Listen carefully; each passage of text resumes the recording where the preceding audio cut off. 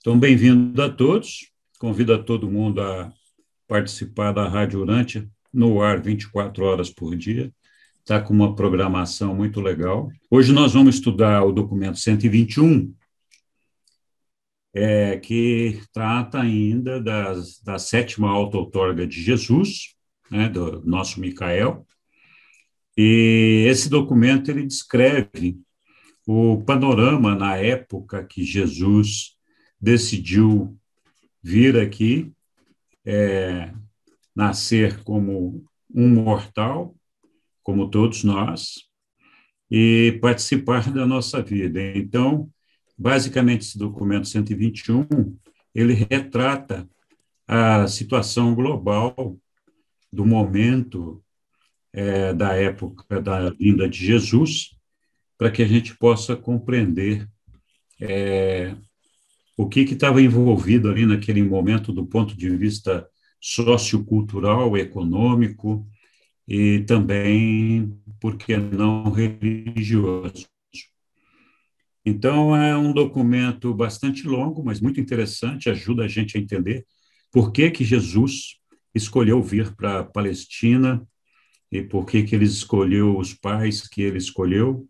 Na verdade, os pais, acho que a gente vai ver no próximo documento, mas retrata bem a época da vinda de Jesus.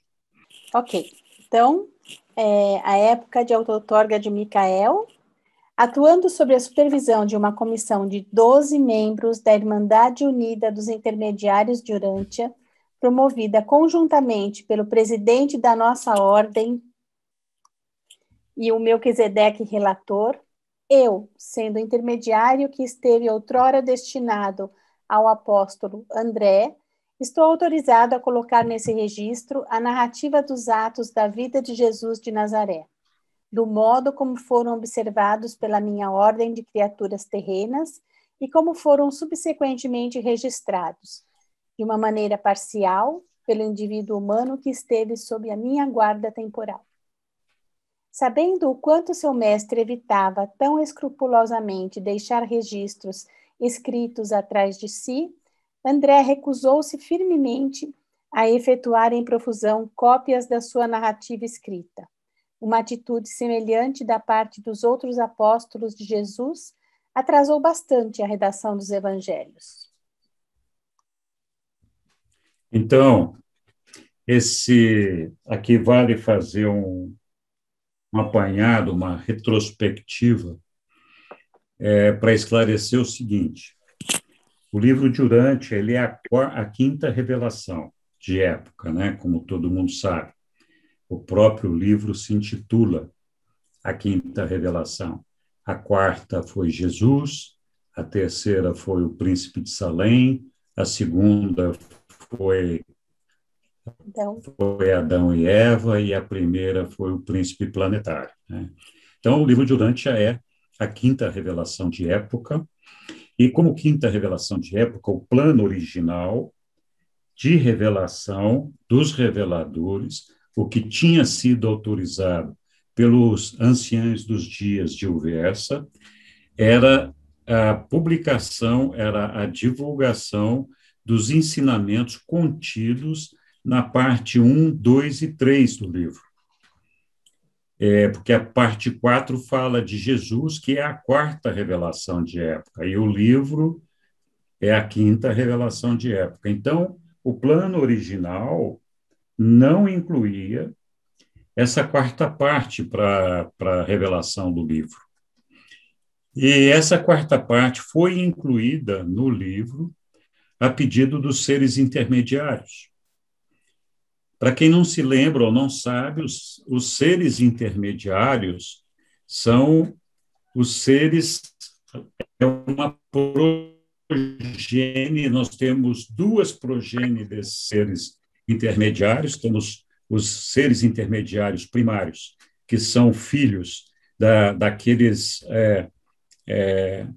ajudantes que vieram com o príncipe planetário, para cá o corpo de assessores do príncipe, o corpo de assessores, e eles geraram uma quantidade incrível de seres intermediários chamados primários. Esses seres intermediários, Eles são seres invisíveis e eles são habitantes permanentes do nosso planeta. Ou seja, a ideia é de que esses seres intermediários, eles não abandonem o nosso planeta enquanto o planeta não alcançar luz e vida. Depois, mais tarde, houve uma segunda remessa de seres intermediários, que são filhos do Anderson. Anderson e Rata? Quem que era? Adamson e Rata. Adamson e Rata. Que Adamson era o primogênito de Adão e Eva. Então, Adamson se juntou a Rata em um determinado momento e ele, então, deu origem aos chamados seres intermediários secundários. São duas ordens diferentes de seres. Quando aconteceu a rebelião de Caligaste, a maior parte desses seres intermediários se perdeu. E mesmo depois, quando houve esses seres intermediários secundários, também alguns deles se perderam. Eles foram retirados do planeta. E os poucos seres intermediários que ficaram em Urântia se uniram e formaram os seres intermediários unidos. Esses seres intermediários, eles são meio que um elo de ligação para nos ajudar aqui com os seres espirituais. Esses seres intermediários são, por exemplo, responsáveis, eles atuaram na produção do livro. Então, os reveladores vieram e, com a ajuda do ajustador do pensamento e dos seres intermediários, foi possível, então, fazer com que o livro acontecesse, esse livro de Urântia. Outra coisa importante, quando a gente estuda, se não me falha a memória, o documento 114, também fala lá dos seres, dos humanos, que são, como é que chama os humanos, Sussu? Que são do corpo de reserva. Corpo de reserva, hoje está difícil. Minha cabeça está falhando nessa. Então, tem os membros que são o corpo de reserva. O corpo de reserva são humanos que são treinados pelos seres intermediários para atuarem em determinadas situações quando o mundo está precisando de alguma correção de rumo. Então, são missões específicas. Esses seres intermediários, eles têm uma facilidade de interferir na nossa mente, de fazer o treinamento, sem que a gente até perceba que isso está acontecendo.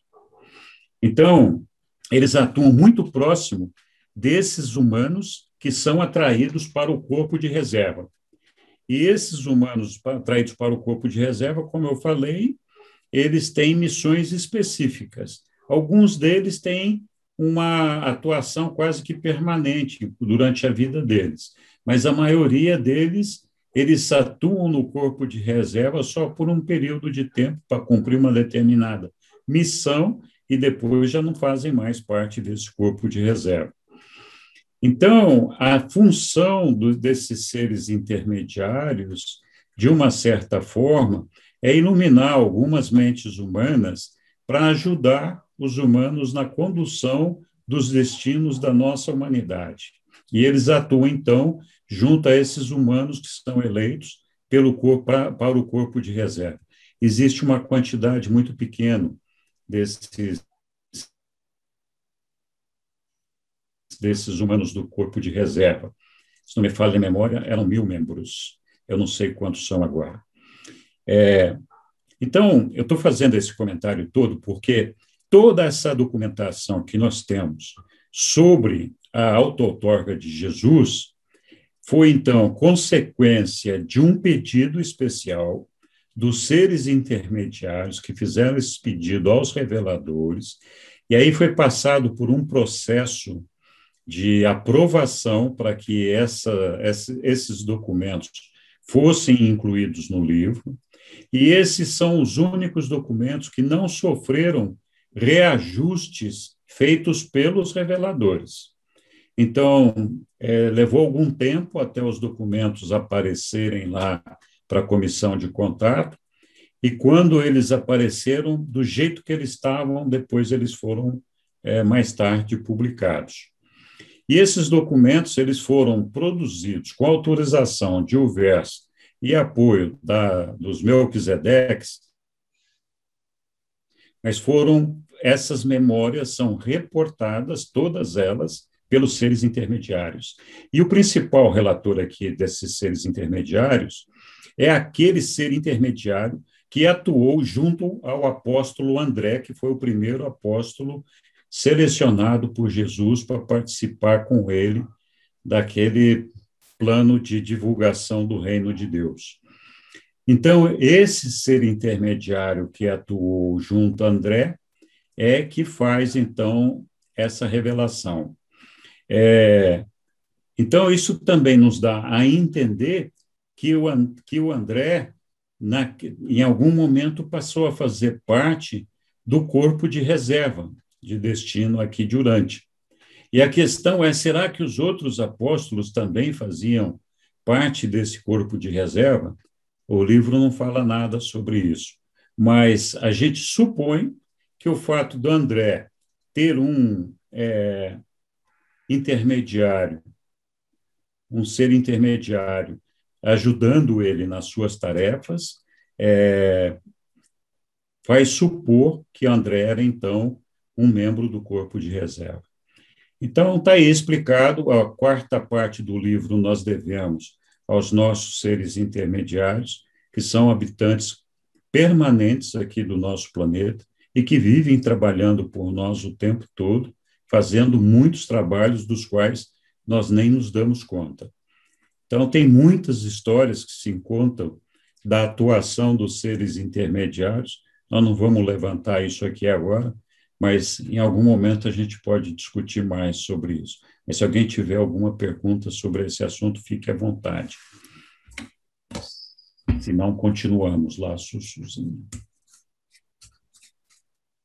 Só vou fazer uma pergunta técnica. Você está usando a rede da Copel porque está bem instável a sua internet? Ou é a minha, não sei.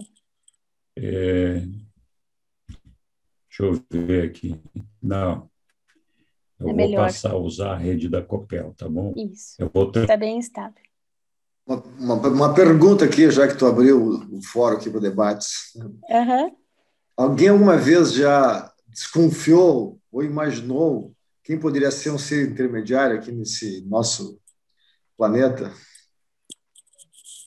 Pô, eu não sei quem seria um ser intermediário, mas tem muita gente que especula sobre quem poderia ter sido um membro da reserva de destino, né? Ou isso.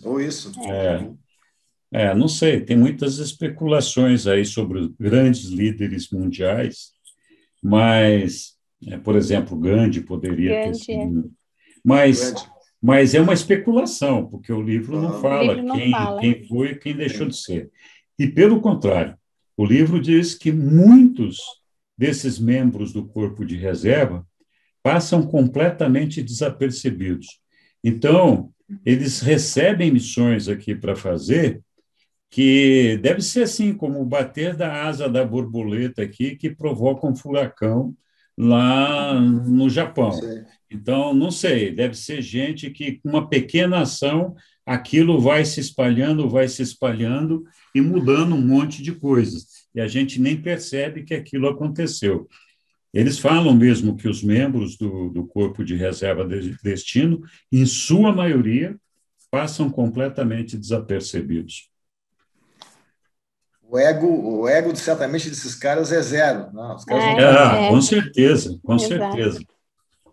E ontem, ou antes de ontem, eu e a Sueli, é um filme velho já, que tem um livro também que eu assisti, a gente assistiu um livro que é O Advogado do Diabo, vocês já devem ter visto também, e que o diabo fala lá, olha, o que eu mais adoro, o pecado que eu mais adoro é a vaidade. A vaidade é o melhor dos pecados, né? Que é o que corrompe todo mundo, né? Todo mundo se corrompe pela vaidade. Verdade. Que, na verdade, é o ego, né? É o ego, claro. É interessante. Eu acho que esses membros da reserva do destino, isso o livro também fala, nem eles têm consciência de que estão atuando em nome de algum agente intermediário, de algum ser intermediário. A maioria nem percebe. Eu teria uma pergunta também para fazer, Fala, Paulo. sobre os intermediários rebelados. Eles continuam no planeta ou eles foram retirados daqui? Eles foram retirados, todos eles foram retirados, e era uma quantidade muito grande, se não me falha a memória, a primeira leva era 50 mil seres intermediários, a segunda, muito menos, mas eu não me lembro os números, mas ficaram muitos poucos aqui no nosso planeta, a maioria foi retirado daqui. Acho que ficou 1.600 ou 1.900, não lembro. Estou procurando. Porque na minha dúvida, como eles são seres permanentes, né? Eles pertencem ao planeta, né? Ficou a dúvida ali, realmente, por que foram retirados do planeta, né? Eles foram retirados do planeta porque eles aderiram à rebelião de Lúcifer. Então, por conta disso, eles começaram a perturbar muitas dos mortais que tinham aqui durante. Então, eles se transformaram em seres, como eles tinham essa facilidade de influenciar a mente das pessoas, eles começaram a fazer brincadeira. Então, muitos daqueles reportados casos de possessão de demoníaca, na verdade, era interferência de seres intermediários sobre a mente de algumas pessoas. Porque eles eram invisíveis. Eles são invisíveis. Perfeito. Isso antes de Pentecoste era permitido a eles, né? Isso, depois de... Conforme foi ali, então, a chegada de Micael, tudo mais, e foi proibido, né? Foi proibido, mas eu não sabia que eles tinham sido retirados do planeta. Eles foram retirados. Assim como todos os caídos, os únicos que ficaram aqui no planeta foi Caligástia e Dalamátia. Daligástia. Esperam julgamento. E eles estão aguardando o julgamento de Lúcifer, quando possivelmente eles vão ser retirados aqui. Na verdade, eu não sei se eles estão aguardando o julgamento de Lúcifer, ou se Lúcifer é que está aguardando a saída deles aqui do planeta para ser finalmente executada o julgamento dele. Porque, no caso de Caligástia, que existe um entendimento de que ele só será retirado daqui do planeta quando ele for rejeitado por todos os mortais, sem exceção. Então, enquanto tiver algum mortal que faça apologia ao diabo, ele vai estar por aqui. Então, então vai levar um tempo ainda, né, até que ele seja retirado. Mas foram os únicos que ficaram. Jesus, quando esteve aqui, retirou todos os outros, e também, assim, depois de Pentecostes, com o Espírito da Verdade e o evento do ajustador do pensamento, que a partir de Pentecostes e a vinda do Espírito da Verdade, propiciou que todos os mortais em Urântia, a partir daquele momento, recebessem um ajustador do pensamento. Então, o fato da gente ter presente na nossa mente o ajustador do pensamento também é uma garantia de que a nossa liberdade de escolha, nosso livre-arbítrio, seja preservado, porque para entrar na nossa mente teria que competir com Deus, com o Pai, né? Então fica meio complicado o negócio, porque é ele que está tomando conta lá. Então, assim, o ajustador do pensamento certamente respeita as nossas decisões individuais, o nosso livre-arbítrio, mas ele não aceitaria que houvesse uma interferência de um outro ser na nossa mente. Manda ver, Rosa. 1. O Ocidente no primeiro século depois de Cristo. Jesus não veio a este mundo durante uma idade de decadência espiritual. Na época do seu nascimento, Urântia estava experienciando um renascimento do pensamento e da vivência religiosos, como não havia conhecido em toda a sua história anterior pós-adâmica, nem conheceria em qualquer era desde então. Quando Micael encarnou em Urântia, o mundo apresentava a condição mais favorável para a auto-outorga do Filho Criador, entre todas as que haviam prevalecido anteriormente, ou que haviam sido geradas desde então. Então, naquele momento, era o melhor momento de Urântia. Não significa que era o momento ideal para Jesus vir, mas era o melhor momento de Urântia.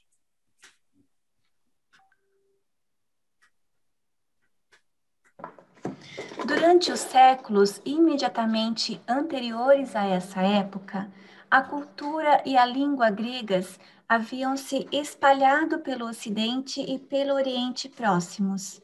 E os judeus, sendo de uma raça levantina de natureza meio ocidental e meio oriental, estavam, pois, eminentemente qualificados para utilizar esse quadro cultural e linguístico na disseminação eficaz de uma nova religião, tanto para o leste quanto para o oeste. Tais circunstâncias ficaram mais favoráveis ainda devido ao governo dos romanos ser politicamente tolerante para com o mundo mediterrâneo.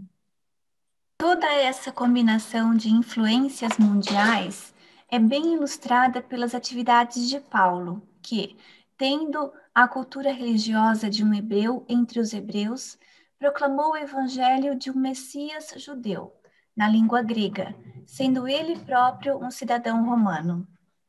Nada como a civilização da época de Jesus foi visto no Ocidente, antes ou depois daquela época.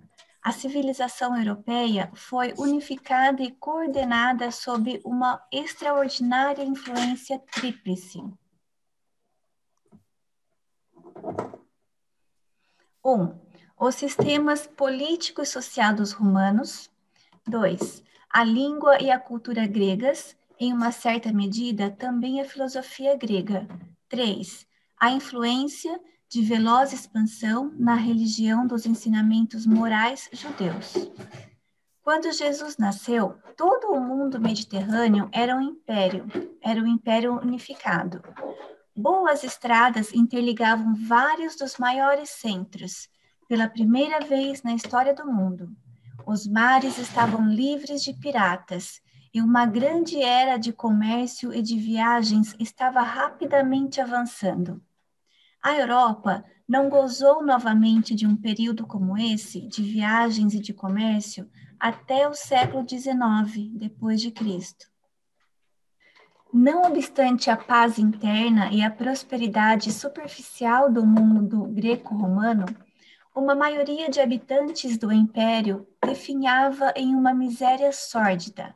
A classe superior, pouco numerosa, era rica, e uma classe inferior, miserável, empobrecida, abrangia toda a massa da humanidade. Não havia, naqueles dias, uma classe média feliz e próspera. Essa classe mal estava começando a surgir na sociedade romana. As primeiras lutas entre os estados de Roma e da Pérsia haviam sido concluídas, em um passado então recente, deixando a Síria nas mãos dos romanos. Nos tempos de Jesus, a Palestina e a Síria estavam gozando de um período de prosperidade, de paz relativa e de grandes relações comerciais com as terras do Oriente e do Ocidente. 2. O povo judeu. Os judeus eram uma parte da raça semítica mais antiga, que também incluía os babilônios, os fenícios e os cartagineses, inimigos mais recentes de Roma.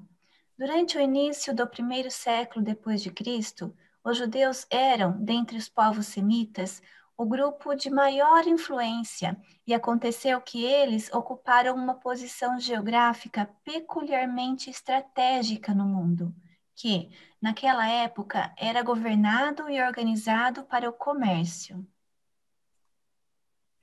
Eu não sei se nós passamos muito tempo atrás pelo documento 81, eu acho, mas aqui na Escola Urântia passou recentemente, acho que foi a Sueli que falou dele. Foi. Então, nessa época, bom, os reveladores contam que o comércio foi um dos maiores instrumentos para a integração dos povos. Então, o interesse econômico do comércio entre os povos fez com que houvesse toda essa troca de cultura, redução das batalhas e das brigas, porque havia um interesse comum de negociar um povo com o outro. E nessa época foi quando o comércio, desde o início da civilização, estava atingindo ali o seu ápice, que foi então justamente na época quando Jesus estava chegando. E esse ponto onde Jesus nasceu, aí em Israel, é onde havia, então, o trânsito de quase todos os mercadores que atuavam no mundo todo, principalmente ali da Ásia para a Europa, para Roma, para todos os lados, para a Índia, todo mundo passava por ali, né? Então, era o ponto de encontro desses mercadores todos. Por isso que essa região era bastante importante ali na época. Muitas das grandes estradas ligando as nações da antiguidade passavam pela Palestina, que se havia tornado assim um ponto de confluência onde se cruzavam as estradas de 3 continentes. Os viajantes, o comércio e os exércitos da Babilônia, Assíria, Egito, Síria, Grécia, Pérsia e Roma atravessaram a Palestina sem cessar. Desde os tempos imemoriais, muitas frotas de caravanas do Oriente passavam por alguma parte dessa região, indo para os poucos portos marinhos da extremidade oriental do Mediterrâneo, de onde os barcos carregavam as suas cargas para todo o ocidente marítimo. E mais da metade desse tráfego de caravanas passava por dentro ou próximo da pequena cidade de Nazaré, na Galileia. Embora a Palestina fosse a terra da cultura religiosa judaica e o local de nascimento do cristianismo, os judeus estavam espalhados pelo mundo, morando em muitas nações e fazendo comércio em todas as províncias dos estados de Roma e da Pérsia. A Grécia contribuiu com uma língua e uma cultura. Roma construiu as estradas e unificou um império, mas a dispersão dos judeus e as suas mais de 200 sinagogas e comunidades religiosas bem organizadas, espalhadas aqui e ali em todo o mundo romano, forneceram os centros culturais nos quais o novo evangelho do reino do céu teve a sua recepção inicial, e dos quais, subsequentemente, ele espalhou-se até os confins do mundo. Cada sinagoga judaica tolerava uma faixa à parte de crentes gentios e de homens devotos ou tementes a Deus. E foi nessa faixa de prosélitos que Paulo fez a maior parte dos seus primeiros convertidos ao cristianismo. Até mesmo o templo em Jerusalém possuía uma área especial decorada para os gentios. Havia uma ligação muito estreita entre a cultura, o comércio e o culto, entre Jerusalém e a Antioquia. Na Antioquia, não sei como pronuncia, os discípulos de Paulo foram chamados de cristãos pela primeira vez.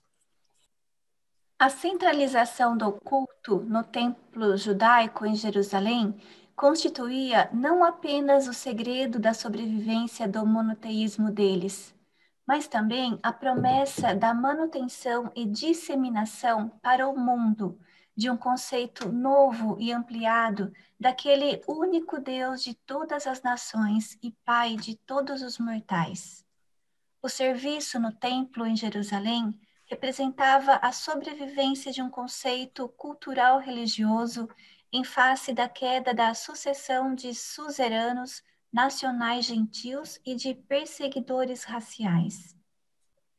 O povo judeu dessa época, embora sobre a suzerania dos romanos, desfrutava de um grau considerável de autogoverno, e pois, relembrando os então recentes atos de heroísmo de libertação executados por Judas Macabeus e pelos seus sucessores imediatos, os judeus estavam vibrantes na expectativa da aparição imediata de um libertador ainda mais magnífico, o Messias há tanto tempo esperado. O segredo da sobrevivência da Palestina, o reino dos judeus, como um Estado semi-independente, estava envolto na política externa do governo romano, que desejava manter o controle sobre as estradas na Palestina e que ligavam à Síria e ao Egito, bem como aos terminais ocidentais das rotas das caravanas entre o Oriente e o Ocidente. Roma não queria que nenhuma potência surgisse no Levante, que pudesse restringir a sua expansão futura naquelas regiões.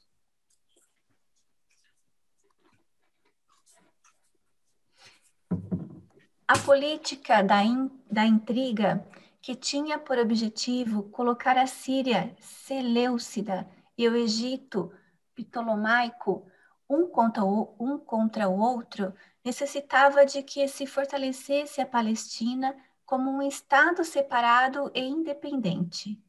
A política romana, a degeneração do Egito e o enfraquecimento progressivo dos seleucidas, diante da emergência do poder da Pérsia, explicavam por que, durante muitas gerações, um grupo, assim pequeno e sem poder, de judeus houvesse sido capaz de manter a sua independência, apesar de ter contra si os seleucidas ao norte e os ptolomaicos ao sul. Essa liberdade e independência fortuitas dos governos políticos dos povos vizinhos mais poderosos eram atribuídas pelos judeus ao fato de serem eles o povo escolhido e à interferência direta de Yahvé. Tal atitude de superioridade racial tornou mais difícil para eles resistirem à suzerania romana, quando, finalmente, ela se abateu sobre a terra deles. Ainda assim, mesmo nessa hora triste, os judeus recusaram-se a compreender que a sua missão no mundo era espiritual, não política.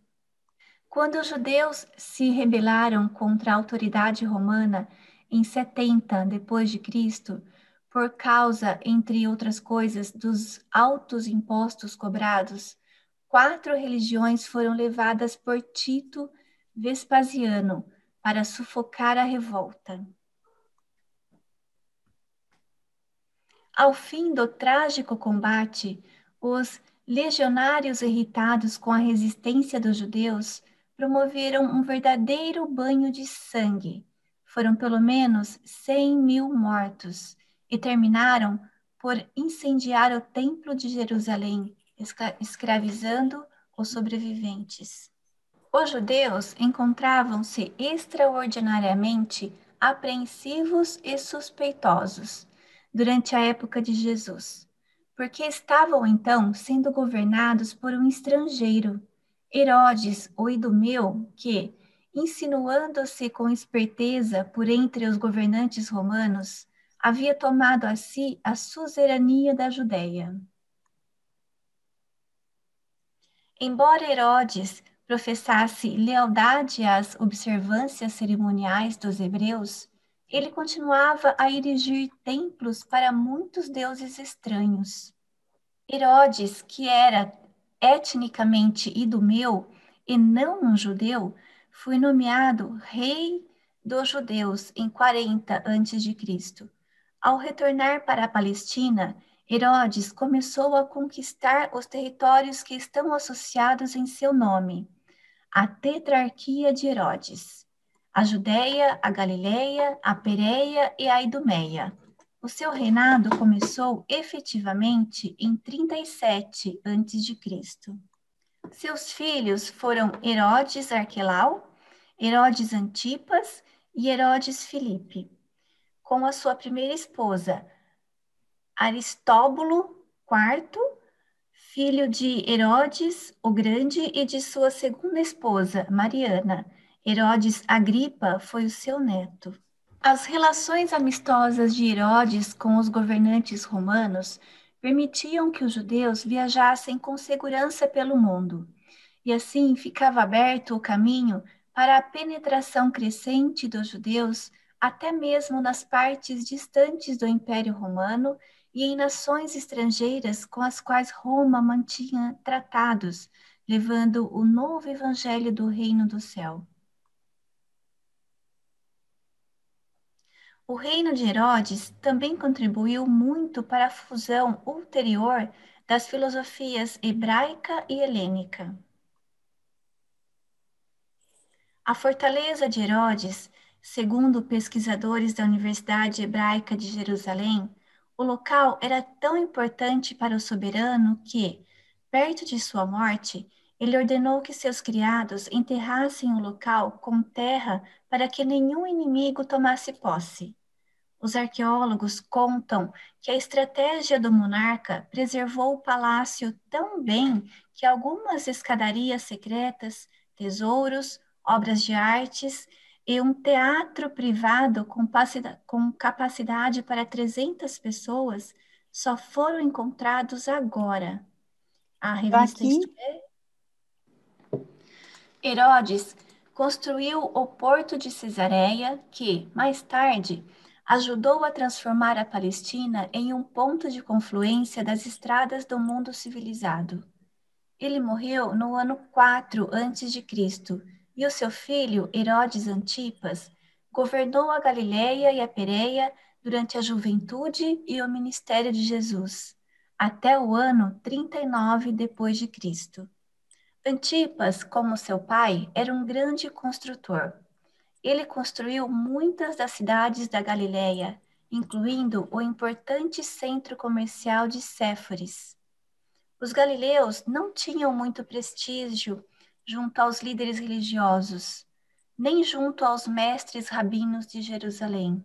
A Galileia era mais gentia do que judia quando Jesus nasceu.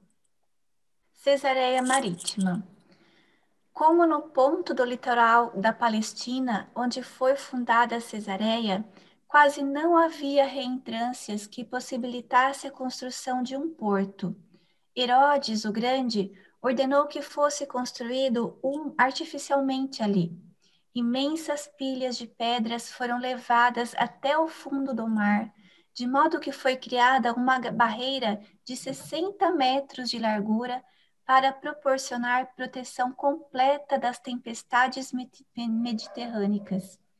Acima do pier, a torre era usada pelos marinheiros enquanto seus navios estavam aportados.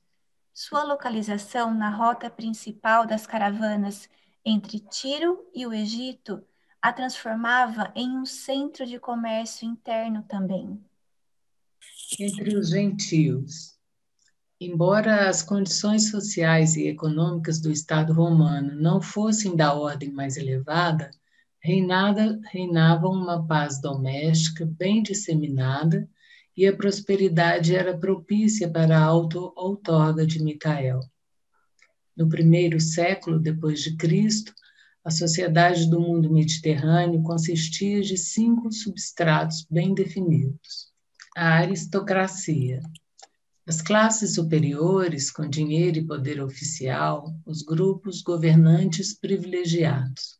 2. Os grupos de negócios, os príncipes mercadores e os banqueiros, os negociantes, os grandes importadores e exportadores, os mercadores internacionais. 3. a pequena classe média.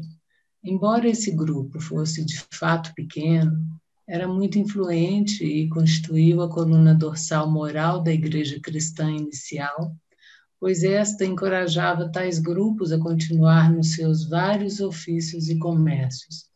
Entre os judeus, muitos dos fariseus pertenciam a essa classe de comerciantes. 4. O proletariado livre. Esse grupo tinha uma posição social baixa ou nula. Embora orgulhosos da sua liberdade, eles estavam em grande desvantagem, porque eram forçados a competir com o trabalho escravo. As classes altas dedicavam-lhes um certo desdém, pois consideravam que eram inúteis, exceto para os propósitos da reprodução. 5. Os escravos. Metade da população do Estado romano era de escravos. Muitos deles eram indivíduos superiores que rapidamente abriram caminho até o proletariado livre, e mesmo entre os comerciantes. A maioria ou era medíocre ou muito inferior. A escravidão, mesmo a de povos superiores, era um aspecto das conquistas militares romanas. O poder do senhor sobre o seu escravo era irrestrito. A Igreja Cristã inicial, em grande parte, compunha-se das classes mais baixas e desses escravos. Os escravos superiores muitas vezes recebiam salários e, por meio de economias, tornavam-se capazes de comprar a sua liberdade. Muitos desses escravos emancipados alcançaram altas posições no Estado, na Igreja e no mundo dos negócios. E foram exatamente tais possibilidades que tornaram a Igreja cristã inicial tão tolerante com essa forma modificada de escravidão. Não havia nenhum problema social generalizado no Império Romano no primeiro século depois de Cristo. A maior parte da população considerava-se como pertencente ao grupo cuja sorte as levara a nascer. Havia sempre aberta uma porta através da qual os indivíduos talentosos e capazes poderiam ascender do substrato inferior ao superior da sociedade romana, mas o povo, em geral, compunha-se de pessoas contentes com a sua posição social. E não possuíam consciência de classe, nem consideravam essas distinções de classe como sendo injustas ou erradas. O cristianismo não foi, em nenhum sentido, um movimento econômico, tendo como propósito melhorar as misérias das classes oprimidas.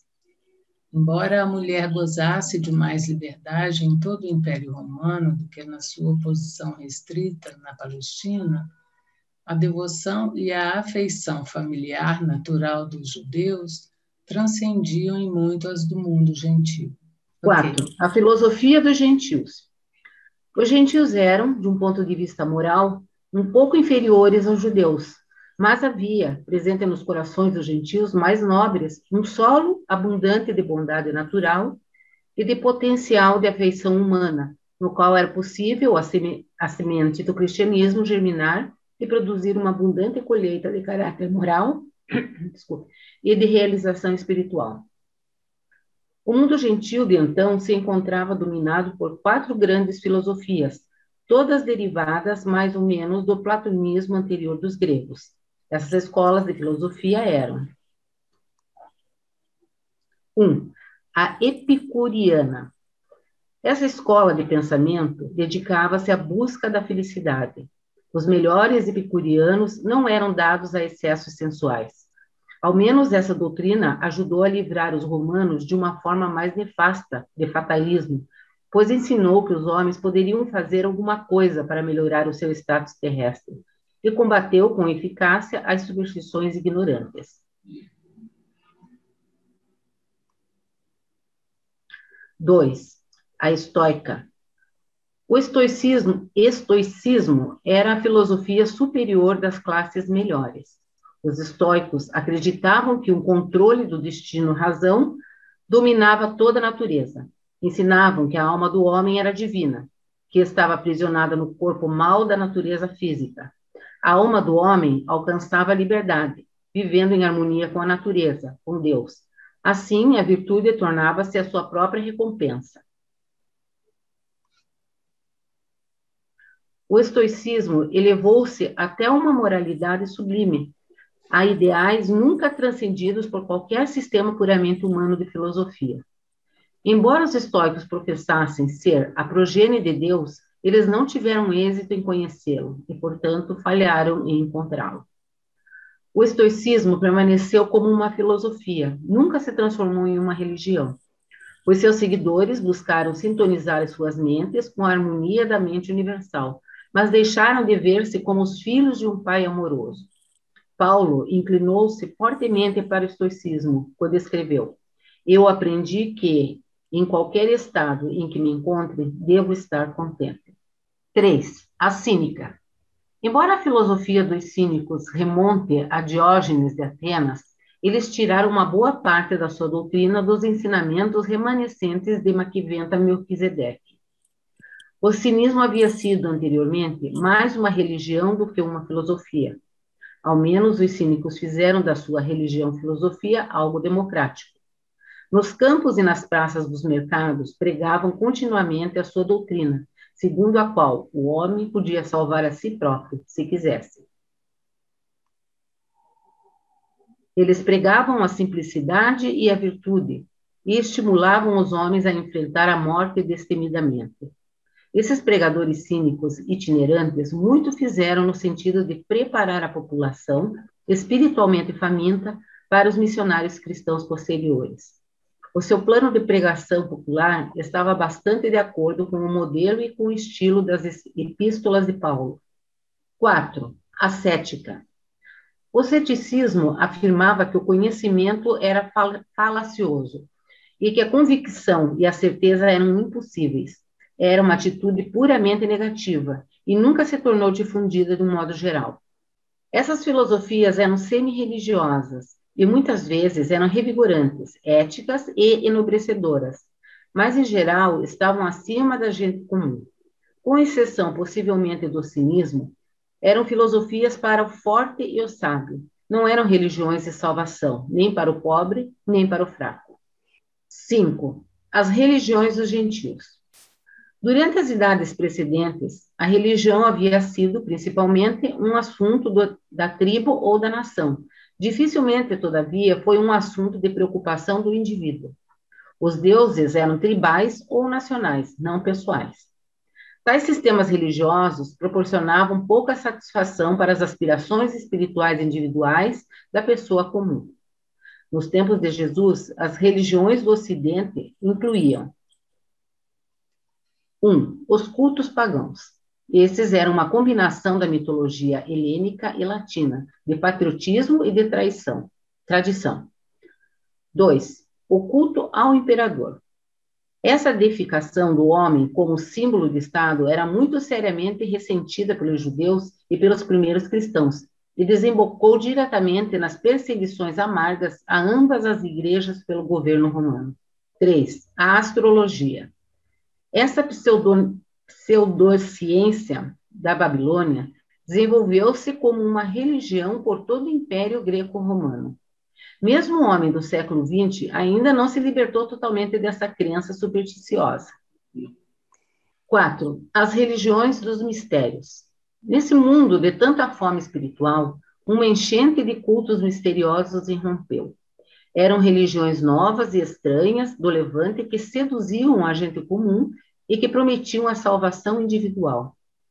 Essas religiões rapidamente tornaram-se as crenças aceitas pelas classes mais baixas do mundo greco-romano e fizeram muito para preparar o caminho para a disseminação rápida dos ensinamentos vastamente superiores do cristianismo, que apresentavam às pessoas inteligentes um conceito majestoso da deidade associado a uma teologia excitante e uma oferta generosa de salvação de todos, incluindo a média dos homens comuns e ignorantes, mas espiritualmente famintos daqueles dias. As religiões dos mistérios marcaram o fim das crenças nacionais e resultaram no nascimento dos inúmeros cultos pessoais. Os mistérios eram muitos, mas eram todos caracterizados por alguma lenda mítica, um mistério, daí o seu nome. Em geral, esse mistério dizia respeito à história da vida, à morte e à ressurreição de algum deus, como ilustrado nos ensinamentos do mitraísmo, que durante um certo tempo foi contemporâneo e competidor do culto cristão crescente de Paulo. 2. Os mistérios eram não nacionais e interraciais. Eram pessoais e fraternais, dando surgimento a irmandades religiosas e inúmeras sociedades sectárias. 3. Eles eram, nos seus serviços, caracterizados por cerimônias elaboradas de iniciação e por sacramentos espetaculares de adoração. Os seus ritos e rituais secretos algumas vezes eram horríveis e revoltantes. 4. Não importando a natureza das suas cerimônias, nem o grau dos seus excessos, esses mistérios invariavelmente prometiam a salvação aos seus devotos, a libertação do mal, a sobrevivência depois da morte e uma vida duradoura em reinos abençoados, além deste mundo de tristezas e de escravidão. Não cometais, contudo, o erro de confundir os ensinamentos de Jesus com os dos mistérios.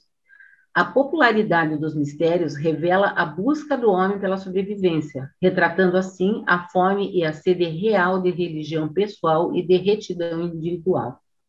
Embora os mistérios hajam fracassado em satisfazer adequadamente a essa aspiração, eles prepararam o caminho para o surgimento posterior de Jesus, que verdadeiramente trouxe a este mundo o pão e a água da vida. Paulo, em um esforço de aproveitar a adesão ampla dos tipos melhores das religiões dos mistérios, fez certas adaptações dos ensinamentos de Jesus, de modo a torná-los mais aceitáveis para um número maior de convertidos em potencial. No entanto, os ensinamentos de Jesus, cristianismo, mesmo com as concessões de Paulo, eram superiores ao melhor dos mistérios, pois que 1. Paulo ensinou uma redenção moral, uma salvação ética. O cristianismo abriu o caminho de uma nova vida e proclamou um novo ideal. Paulo abandonou os ritos mágicos e as cerimônias de encantamento. 2. O cristianismo apresentava uma religião que atacava o problema humano com soluções finais, pois não apenas oferecia a salvação da tristeza e mesmo da morte, mas também prometia a libertação do pecado, seguida da graça de um caráter reto de qualidades de sobrevivência eterna. 3. Os mistérios eram edificados sobre mitos. O cristianismo, como Paulo pregava, fundava-se em um fato histórico, a alta outorga de Micael, o Filho de Deus, doando-se à humanidade. A moralidade entre os gentios não era necessariamente relacionada nem à filosofia nem à religião. Fora da Palestina, nem sempre ocorria às pessoas que o sacerdote de uma religião devia levar uma vida moral. A religião judaica e, subsequentemente, os ensinamentos de Jesus, e mais tarde ainda, o cristianismo em evolução de Paulo, foram as primeiras religiões europeias a colocar uma mão na moral e outra na ética, insistindo em que os religiosos dessem alguma atenção a ambas.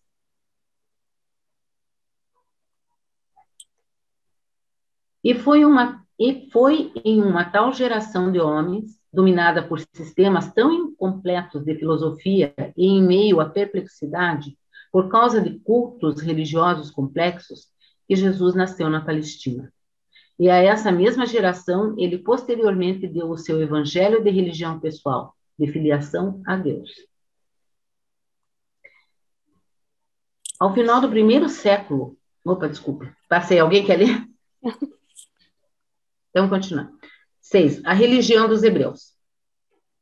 Ao final do primeiro século a.C., o pensamento religioso de Jerusalém havia sido fortemente influenciado e um tanto modificado pelos ensinamentos culturais gregos e mesmo pela filosofia grega.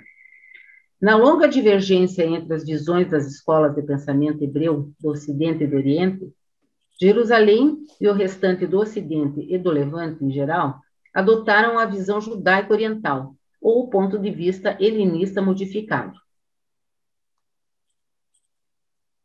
Nos dias de Jesus, 3 línguas predominavam na Palestina. O povo comum falava algum dialeto do aramaico. Os sacerdotes e os rabinos falavam o hebreu. As classes educadas e o substrato melhor dos judeus em geral falavam o grego. As primeiras traduções das escrituras dos hebreus para o grego em Alexandria foram responsáveis, em uma grande medida, pela predominância subsequente da ramificação grega na cultura e na teologia judaicas.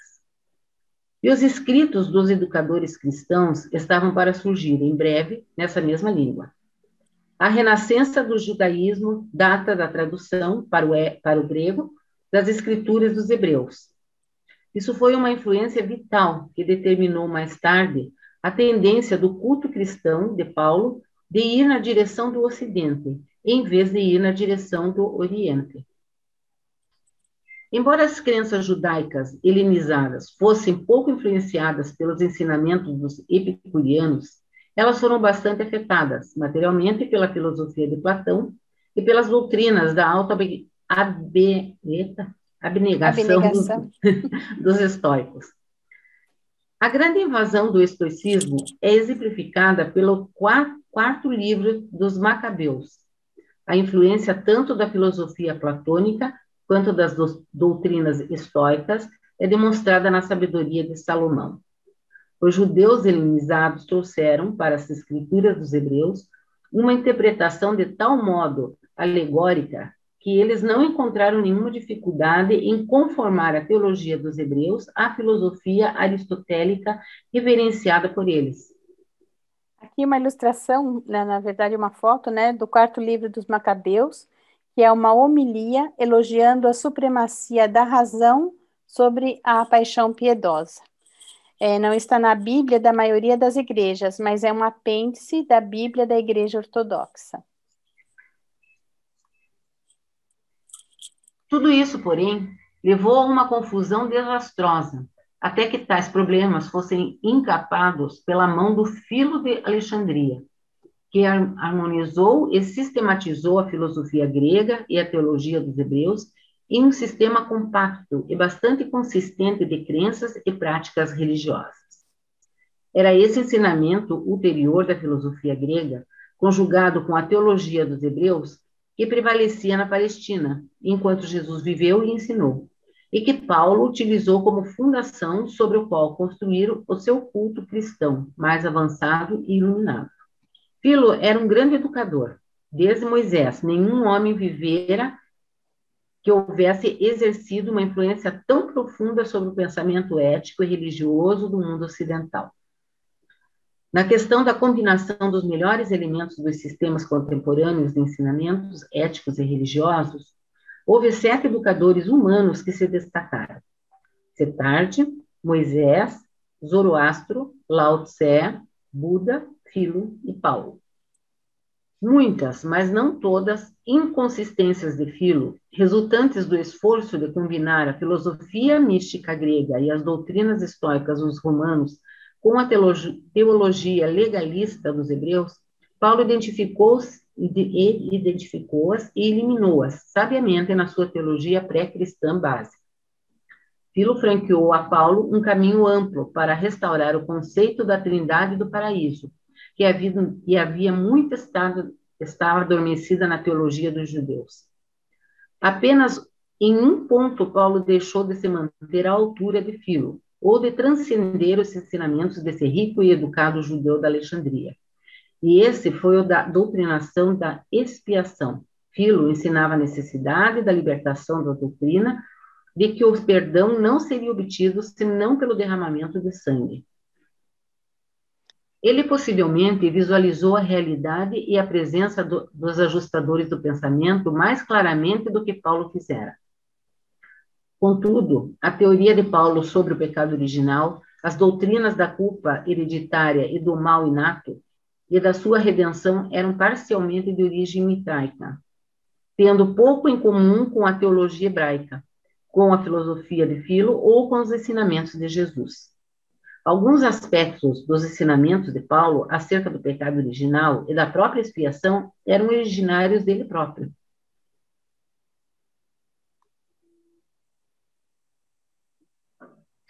O Evangelho de João, a última das narrativas da vida terrena de Jesus, era endereçado aos povos ocidentais e apresenta a sua história sobremaneira à luz do ponto de vista dos cristãos tardios de Alexandria, que eram também discípulos dos ensinamentos de Filo. Por volta da época de Cristo, uma estranha reviravolta de sentimentos para com os judeus ocorreu em Alexandria, e desse antigo bastião dos judeus surgiu uma onda virulenta de perseguição estendendo-se até Roma, de onde muitos milhares deles foram banidos. Todavia, essa campanha de deturpação dos fatos não se prolongou. Logo, o governo imperial restaurou total e amplamente as liberdades dos judeus em torno do império. João, filho de Zebedeu e de Salomé, irmão de Tiago Maior, de profissão pescador, originário da Betsaída. Em todo o vasto mundo, não importando por onde os judeus se encontrassem dispersados por causa do comércio ou da opressão, eles mantinham de comum acordo os seus corações centrados no templo sagrado de Jerusalém. A teologia judaica sobreviveu do modo como foi interpretada e praticada em Jerusalém. Não obstante, havia sido por muitas vezes salva do esquecimento por intervenções oportunas de certos educadores babilônios. Cerca de 2,5 milhões desses judeus dispersados eram dados ao hábito de vir a Jerusalém para a celebração dos festivais nacionais religiosos. E não importando as diferenças teológicas ou filosóficas entre os judeus do Oriente, os babilônios, e os do Ocidente, os helênicos, todos estavam de acordo sobre Jerusalém ser o centro do seu culto e sobre terem sempre esperança na vinda do Messias. Judeus e gentios. Na época de Jesus, os judeus haviam chegado a um conceito estabelecido sobre a sua origem, história e destino. Haviam construído um muro rígido de separação entre eles próprios e o mundo gentil, e encaravam todos os hábitos gentios com um extremo desprezo. O seu culto seguia a letra da lei e eles entregavam-se a uma forma de hipocrisia baseada no orgulho falso da sua descendência. Haviam formado noções preconcebidas a respeito do Messias prometido, e a maioria dessas expectativas visualizava um Messias que viria como parte da sua história nacional e racial. Para os hebreus daqueles dias, a teologia judaica estava irrevogavelmente estabelecida e para sempre fixada. Os ensinamentos e práticas de Jesus a respeito da tolerância e da bondade iam contra a atitude bem antiga dos judeus para com os outros povos, os quais eles consideravam pagãos. Durante gerações, os judeus haviam nutrido uma atitude para com o mundo exterior que tornou impossível a eles aceitarem os ensinamentos do Mestre sobre a irmandade espiritual dos homens. E não se encontravam dispostos a compartilhar Yahvé em termos de igualdade com os gentios, e do mesmo modo, não se dispunham a aceitar, como sendo filho de Deus, um homem que ensinava doutrinas tão novas e estranhas. Os escribas, os fariseus e o sacerdócio mantinham os judeus em uma escravidão terrível de ritualismo e de legalismo, uma escravidão muito mais real do que a do governo político romano. Os judeus da época de Jesus não eram mantidos apenas sob o jugo da lei, mas estavam igualmente presos a exigências escravizadoras das tradições, que envolviam e invadiam todos os domínios da vida pessoal e social.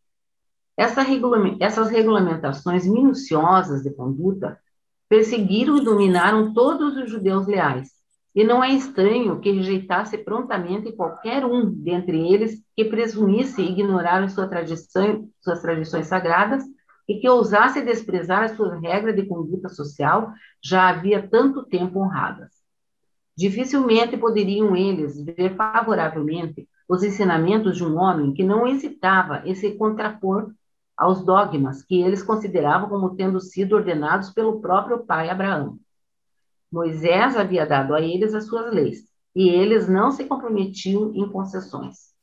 À época do 1º século depois de Cristo, a interpretação oral da lei feita pelos educadores reconhecidos, os escribas, havia se transformado em uma autoridade mais alta do que a própria lei escrita.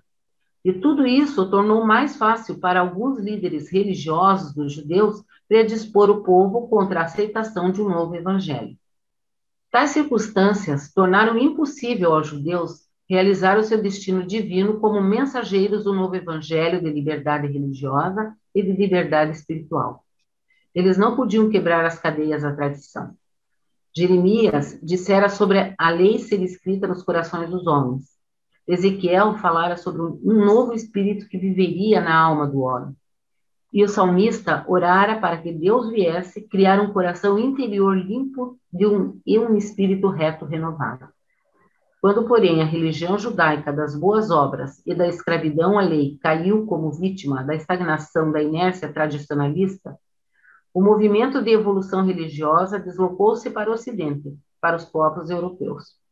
E assim, um povo diferente foi convocado a levar ao mundo uma teologia avançada, um sistema de ensinamentos que incorporava a filosofia dos gregos, a lei dos romanos, a moralidade dos hebreus e o evangelho da santidade, da personalidade e da liberdade espiritual, como fora formulado por Paulo, com base nos ensinamentos de Jesus.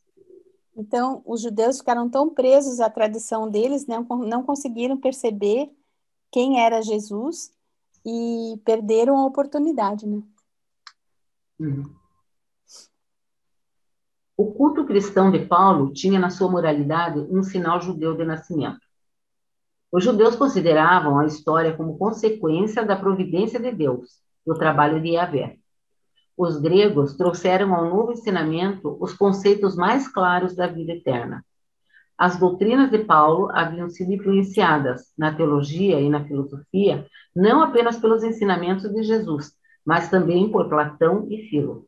Na ética, ele se inspirou não apenas em Cristo, mas também nos estoicos. O Evangelho de Jesus, como foi incorporado no culto do cristianismo da Antioquia de Paulo, tornou-se um amálgama dos ensinamentos seguintes. 1. O raciocínio filosófico dos prosélitos gregos do judaísmo, incluindo alguns dos seus conceitos da vida eterna. 2. Os atraentes ensinamentos dos cultos dos mistérios que prevaleciam, especialmente as doutrinas mitraicas da redenção, da expiação e da salvação, por meio do sacrifício feito a algum Deus. 3. A robusta moralidade da religião judaica estabelecida. O Império Romano do Mediterrâneo, o Reino da Pérsia e os povos adjacentes da época de Jesus alimentavam todos ideias imaturas e primitivas a respeito da geografia do mundo, da astronomia, da saúde e das doenças, e naturalmente ficaram impressionados com os pronunciamentos novos e surpreendentes do carpinteiro de Nazaré. As ideias da possessão pelos espíritos bons e maus aplicavam-se não apenas a seres humanos, mas até mesmo às rochas e às árvores, e muitos viam-nas como sendo possuídos por espíritos. Essa foi uma idade encantada, e todos acreditavam em milagre como acontecimentos bastante comuns. Os registros escritos anteriores. Tanto quanto possível, e em consistência com o nosso mandado, esforçamos-nos para utilizar e coordenar, em uma certa medida, os arquivos existentes que são relacionados com a vida de Jesus em Urântia. Embora tenhamos desfrutado do acesso aos registros perdidos do apóstolo André e nos beneficiado da colaboração de uma vasta hoste de seres celestes, a qual esteve na Terra durante a época da auto-outorga de Micael, e especialmente do seu ajustador, agora personalizado, tem sido o nosso propósito também fazer uso dos assim chamados evangelhos de Mateus, de Marcos, de Lucas e de João. Esses registros do Novo Testamento tiveram a sua origem nas circunstâncias seguintes. O Evangelho segundo Marcos.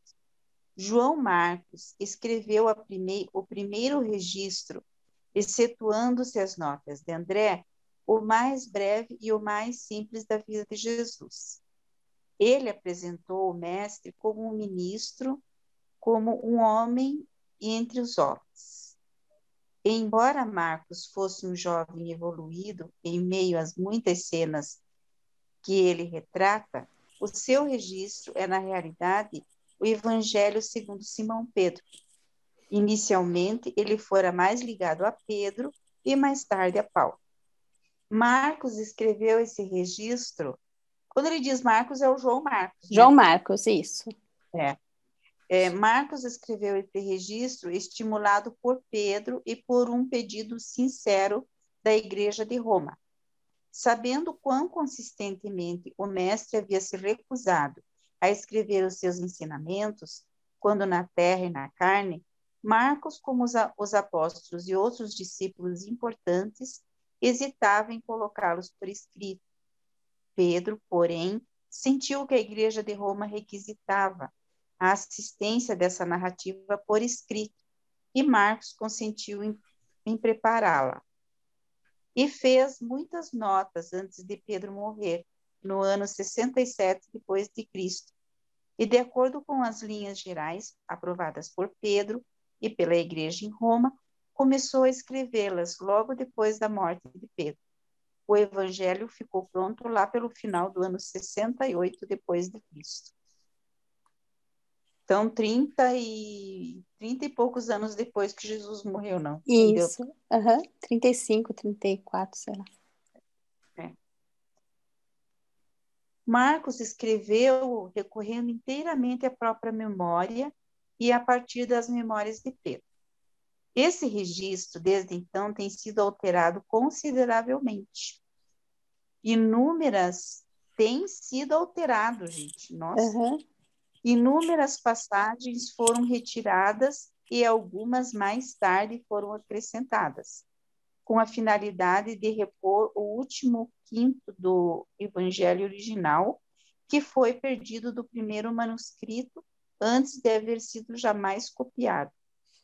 Esse registro feito por Marcos, em conjunção com as anotações de André e as de Mateus, foi a base escrita de todas as narrativas subsequentes dos evangelhos que procuraram retratar a vida e os ensinamentos de Jesus. O Evangelho de Mateus. O chamado Evangelho segundo Mateus é o registro da vida do Mestre que foi escrito para a edificação dos cristãos judeus. O autor desse registro procura continuamente mostrar que na vida de Jesus, muito do que ele fez foi para que pudesse ser cumprido aquilo que foi dito pelo profeta. O Evangelho de Mateus retrata Jesus como um filho de Davi, apresentando-o como se houvesse tido um grande respeito pela lei e pelos profetas. O apóstolo Mateus não escreveu esse Evangelho. Foi escrito por Isador, um dos seus discípulos, que teve no seu trabalho a ajuda não apenas da lembrança pessoal de Mateus desses acontecimentos, mas também um certo registro que este último havia feito sobre as palavras de Jesus exatamente depois da sua crucificação. Esse registro de Mateus foi escrito em aramaico. Isador escreveu em grego. Não houve a intenção de enganar ao acreditar-se a obra a Mateus, pois era costume, naqueles dias, os discípulos prestarem assim homenagem aos seus mestres. O registro original de Mateus foi editado e recebeu aditamentos no ano 40 depois de Cristo, pouco antes de Mateus haver deixado Jerusalém para entrar em pregação evangelizadora. Era um registro particular, a última cópia havendo sido destruída pelo incêndio em um monastério sírio no ano 416 depois de Cristo. Nossa, durou bastante. Isador escapou de Jerusalém no ano 70 depois de Cristo, depois da invasão da cidade pelos exércitos de Tito, levando consigo para Pela uma cópia das notas de Mateus. No ano 71, enquanto vivia em Pela, Isador escreveu o Evangelho segundo Mateus. Ele também tinha consigo os primeiros 4/5 da narrativa de Marcos. O Evangelho segundo Lucas. Lucas, o médico de Antioquia, em Psídia, era um gentil convertido por Paulo e escreveu uma história totalmente diferente da vida do mestre. Ele começou a seguir Paulo e a aprender sobre a vida e os ensinamentos de Jesus no ano 47 depois de Cristo. Lucas preserva muito da graça do Senhor Jesus Cristo no seu registro, pois ele reuniu esses fatos de Paulo e de outros. Lucas apresenta o mestre como o amigo de publicanos e pecadores. Ele transformou em evangelho muitas das suas anotações somente depois da morte de Paulo. Lucas escreveu-o no ano 82 depois de Cristo, em Acádia. Ele planejou 3 livros tratando da história de Cristo e da cristandade, mas morreu no ano 90 depois de Cristo, pouco antes de haver terminado o segundo desses trabalhos, os Atos dos Apóstolos. Uhum. Para material de compilação desse evangelho, Lucas primeiro usou da história da vida de Jesus, como Paulo a relatar a ele. O evangelho de Lucas é, portanto, de algum modo, o evangelho segundo Paulo. Lucas, no entanto, teve outras fontes de informação. Ele não apenas entrevistou dezenas de testemunhas oculares dos inúmeros episódios da vida de Jesus, os quais ele registrou, mas possuía consigo uma cópia do Evangelho de Marcos, isto é, os primeiros 4 quintos da narrativa de Isadora, e um breve registro feito no ano de 78 depois de Cristo, em Antioquia, por um crente chamado Sedes. Lucas também possui uma cópia mutilada e muito modificada de algumas notas que supostamente teriam sido feitas pelo apóstolo André. O Evangelho de João. O Evangelho segundo João relata grande parte do trabalho de Jesus na Judéia e perto de Jerusalém. Não consta outros registros. Esse é o assim chamado Evangelho segundo João, o filho de Zebedeu, e embora João não o haja escrito, ele o inspirou. Desde a primeira vez que foi escrito, foi editado várias vezes, de modo a fazê-lo parecer ter sido escrito pelo próprio João. Quando esse registro foi feito, João estava de posse de outros evangelhos e viu que muita coisa havia sido omitida. E desse modo, no ano 101 depois de Cristo, ele encorajou o seu discípulo Natã, um judeu grego de Cesareia, a começar a escrevê-lo. João forneceu o seu material de memória e sugeriu que ele se baseasse nas referências feitas nos 13 registros já existentes. João nada tinha que houvesse sido escrito por ele próprio. A epístola, conhecida como Primeira de João, foi escrita pelo próprio João, como uma carta de apresentação para o trabalho que Natã executara sob a sua direção. Todos esses escritores apresentaram retratos honestos de Jesus como eles ouviam, lembravam ou haviam aprendido dele, e como os conceitos que eles tinham desses acontecimentos distantes foram afetados pela sua posterior adoção da teologia cristã de Paulo. E tais registros imperfeitos como eram, foram ainda suficientes para mudar o curso da história durante por quase 2000 anos. Manuscrito do primeiro capítulo do Evangelho de São João em grego, koiné, língua em que foi escrito. Na época, todas as palavras eram escritas em letras maiúsculas, sem espaço entre elas. Esclarecimentos. Ao cumprir minha missão de reconstituir os ensinamentos e recontar a história dos feitos de Jesus de Nazaré, lancei mão livremente de todas as fontes de registros e informações do planeta. Minha motivação principal foi a de preparar documentos que viessem a ser esclarecedores, não apenas para a geração de homens que vive agora, mas que pudesse ser também de bastante proveito para todas as gerações futuras. Do vasto estoque de informações disponível para mim, escolhi tudo aquilo que seria mais adequado à realização desse propósito. Tanto quanto possível, obtive minhas informações de fontes puramente humanas. Apenas quando tais fontes demonstraram serem suficientes, é que tive de recorrer aos arquivos supra-humanos. Sempre que as ideias dos conceitos da vida e dos ensinamentos de Jesus foram expressos de um modo aceitável por uma mente humana, eu dei preferência invariavelmente a tal modelo de pensamentos aparentemente humano. Embora haja procurado ajustar a expressão verbal de modo tal que melhor se conformasse ao nosso conceito da significação real e da verdadeira importância da vida e ensinamentos do Mestre, eu me ative, tanto quanto possível, aos conceitos factuais e ao modelo humano de pensamento em todas as minhas narrativas. Sei muito bem que os conceitos que tiveram origem na mente humana tornar-se-ão mais aceitáveis e serão de maior ajuda para todas as outras mentes humanas. Sempre que não me foi possível encontrar os conceitos necessários nos registros humanos, nem nas expressões humanas, em seguida eu lancei mão dos recursos de memória da minha própria ordem de criaturas da Terra, os intermediários. E sempre que essa fonte secundária de informação se mostrou inadequada, eu recorri sem hesitar às fontes supraplanetárias de informação.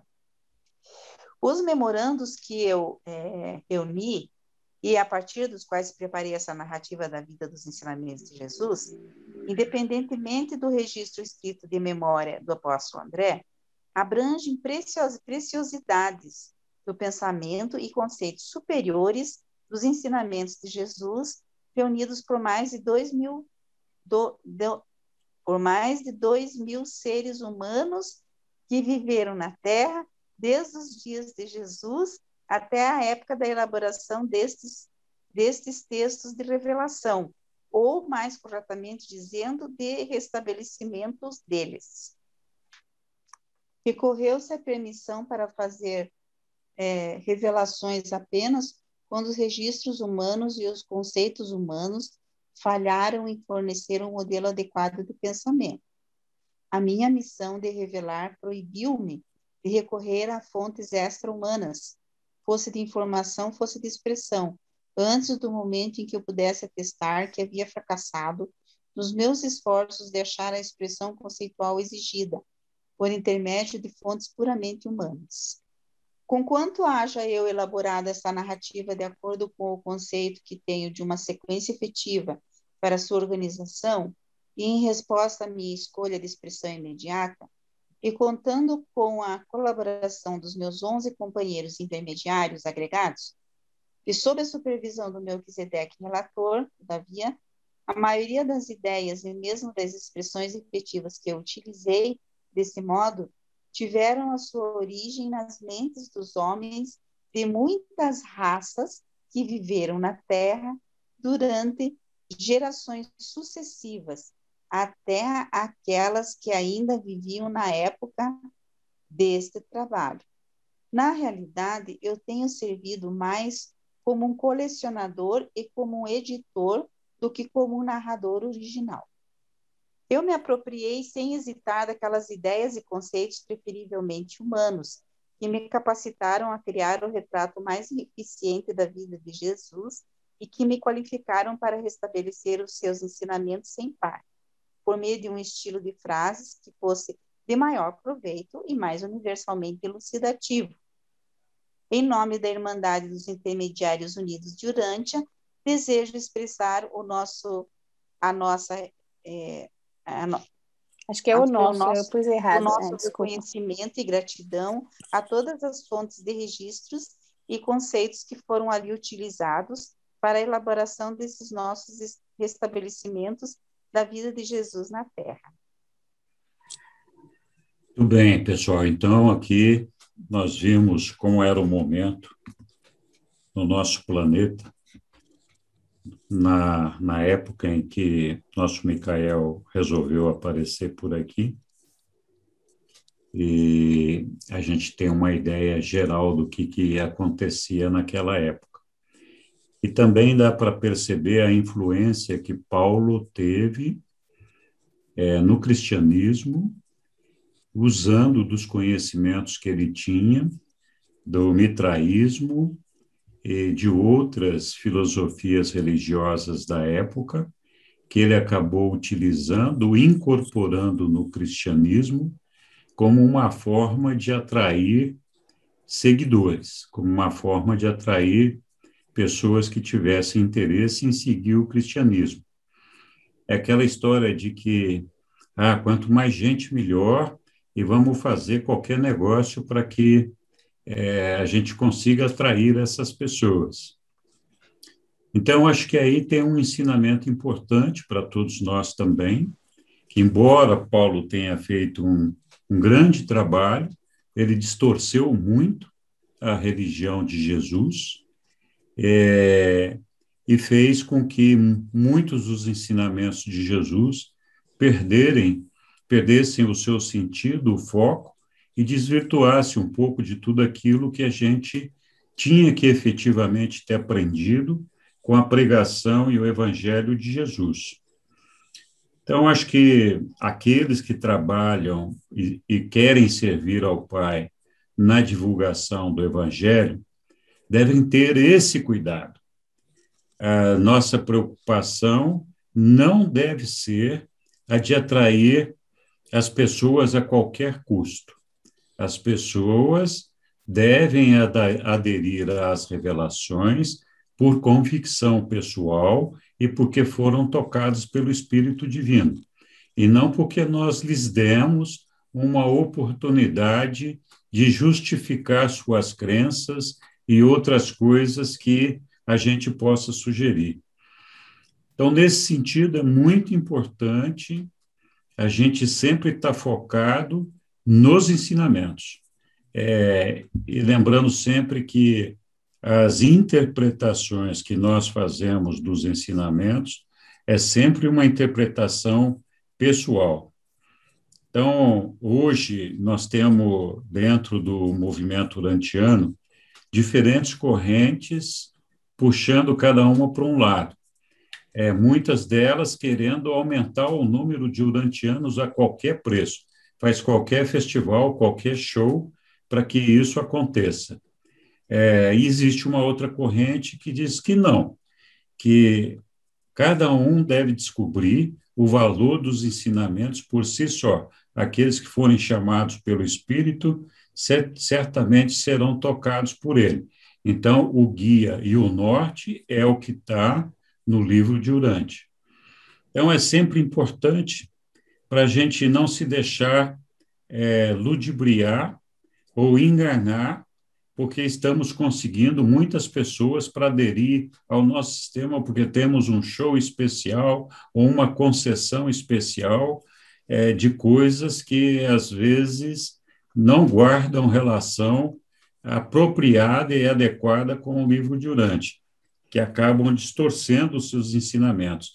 Da mesma forma que, em algum momento, Paulo se perdeu e distorceu os ensinamentos de Jesus.